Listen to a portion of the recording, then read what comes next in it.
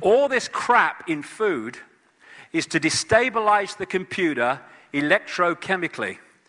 The body computer on one level is an electrochemical entity, organism, and it has need to have a certain chemical and electrical balance to function mentally, emotionally, and physically in its optimum state.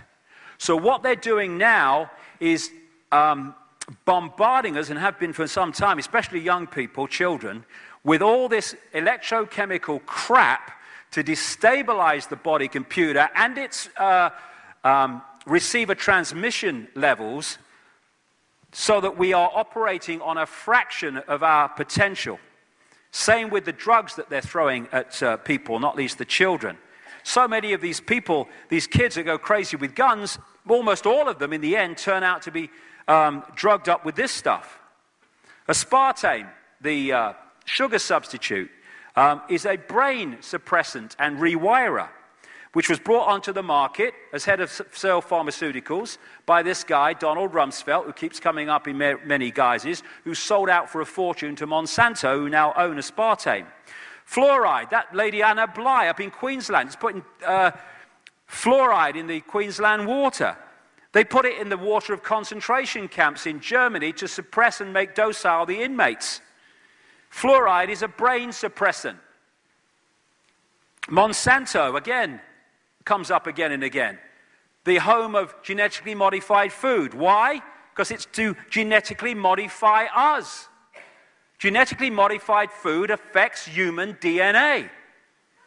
And I'll give you an example of just how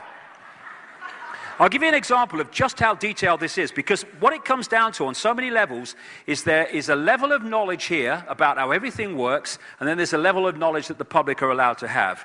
I'll tell you a story I came across only last week. We have a treatment for cancer called chemotherapy, which is equivalent for most people to assisted suicide. Stone Age medicine.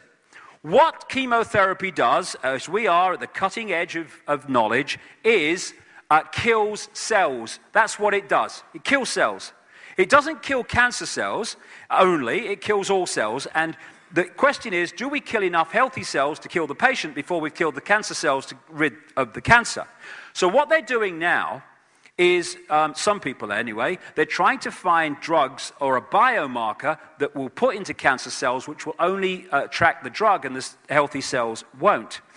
What it turns out, actually, this guy, Professor Dan Burke, and in Britain, has established, is that cancer cells already have a biomarker, and have always had a biomarker, and he's called it CYP1B1. It is an enzyme that only appears in cancer cells and not healthy cells.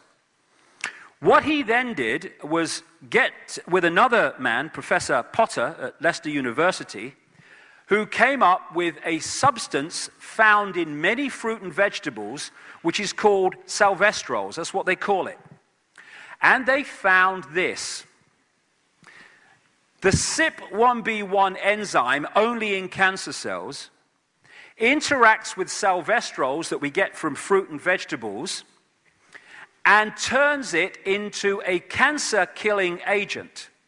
So we have had a natural cancer response system.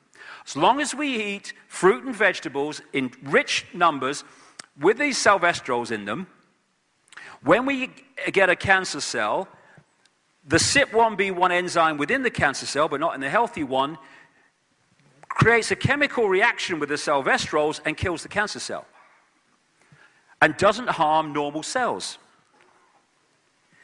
You get salvestrols in those fruit and vegetables that are subject to fungal attack, because the salvestrols are what the fruit and vegetables produce to deal with a fungus attack. And the reason salvestrols work against cancer, because we're going to find out, and it's going to be established eventually, cancer is actually a form of fungal attack on the body.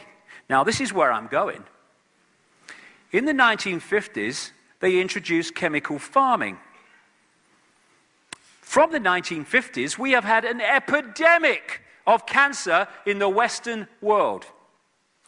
So what is the effect of this?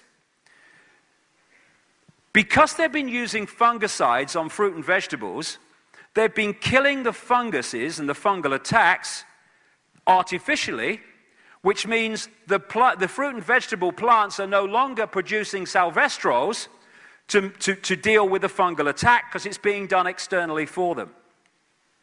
But here's the killer that they know what they're doing. The most used fungicides used in the world have another effect. They neutralize the effect of CYP1B1, the enzyme in cancer cells. So you can eat all the salvestrols you like, but if your body accumulates the fungicide poisons through eating these foods, it won't matter anyway, because the salvestrol will not be activated as a cancer-killing agent because the enzyme within the cancer cell has been neutralized. And after 20 years of research of these people, that is absolutely no accident. They know exactly what they're doing. And that's why in America now, this bill is going through to make it virtually impossible for people to produce organic food in America when this bill goes through. Because if you eat organic fruit and vegetables of this type, then they are rich in salvestrols because they're still producing them to fight off fungal attack because there's no fungicide getting in the way. Vaccines. 25 vaccines by the age of 2. An emerging, growing immune system gets attacked with that shite in that period of time, and we think that children are going to grow into adults with immune systems that are as effective as they could be. You're having a bloody laugh. And these things that vaccines were supposed to get rid of were in free fall before the vaccines came in. Another scam. And of course, the immune system is the antivirus system. If that's not working, we become open to endless other attacks, which is what chemotherapy does in cancer treatment. It kills the cells in the immune system, which is why people that have chemotherapy have shot immune systems that open to other things. And so there's also an attack going on now, as we've seen through this organization trying to reduce the doses and the sources of food supplements and stuff. It's all an attack. This guy, Codex Alimentarius, which is trying to create regulations that basically make food supplements and other things a waste of time because of the doses and the quality of them. And Codex Alimentarius came out of the people behind the IG Farben chemical cartel, pharmaceutical cartel that was behind the Auschwitz concentration camps and much more. And this guy, Fritz Tamiya, who was jailed by the Nuremberg trials for 7 years for war crimes and was got out after 4 thanks to Nelson Rockefeller, his friend in America. He was the man with others in the 1960s that set up Codex Alimentarius, which is now trying to destroy our ability to bridge the gap between what we used to get from fruit and vegetables and food and we don't get now. It's mass culling of the population. That's what they're after. And international law, international regulations is the way they're doing it. The reason international law is the code word or term that you see all the time now is because if you want a world government dictatorship, you have to have laws that everyone on the planet obeys and has to obey. That's where your dictatorship comes from. And that's why international law, international regulations are coming up everywhere. Same with this electromagnetic soup that we live in now. It's attacking the body electromagnetically and electrically to stop us operating on the level that we can. In areas where lithium in trace amounts is in the drinking water, there seems to be a lower level of suicidality, and in the Texas counties that were studied, there's actually a lower crime rate. Mercury-containing vaccines may help, not harm kids, according to 2 new studies in the journal Pediatrics. The theory is that very low or trace amounts of lithium enhance connectivity between neurons, and doing that over the course of a lifetime exposure makes the brain more healthy.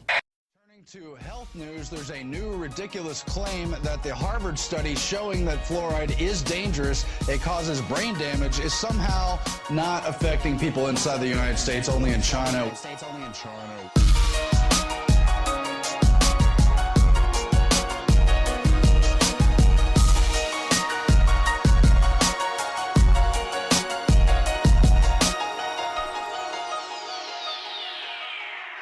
Looking outside the sunniest days no longer seem to bring a single ounce of joy, man.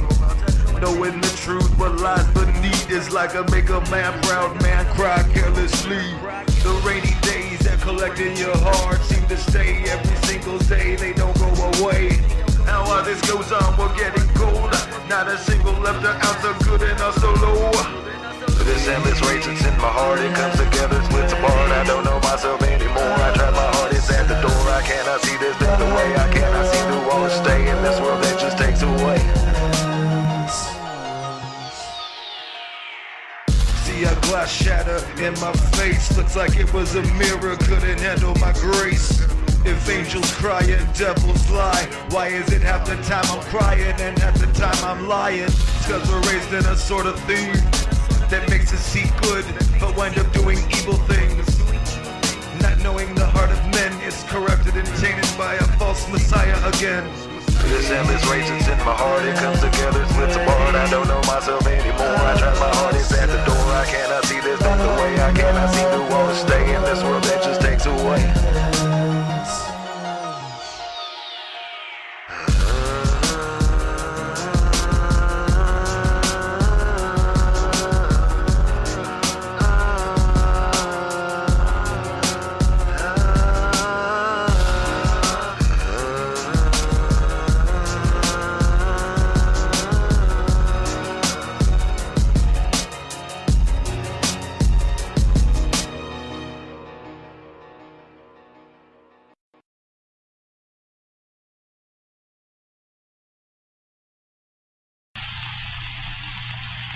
Most of the cells are dead or dying. This demonstrates the toxicity of this material.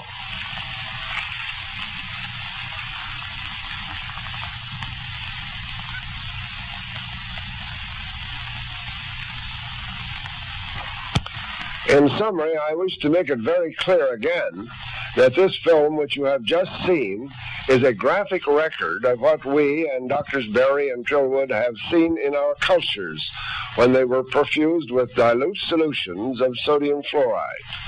This film itself is presented here only to show that mammalian cells in tissue cultures can be and are damaged by fluorides, and some even killed when their contact with sodium fluoride is in the concentration of 1 part in 30 million.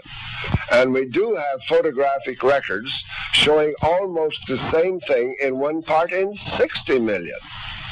Poisonous sodium fluoride in these concentrations may not be toxic enough to kill the cells or to destroy an organ or possibly the individual himself. Nevertheless, in human body, such poisons are subtle, insidious, and if prolonged over months and years, as in this case where fluoridated water is being used, chronic disorders and upsets of function in one or more of the vital organs may ensue.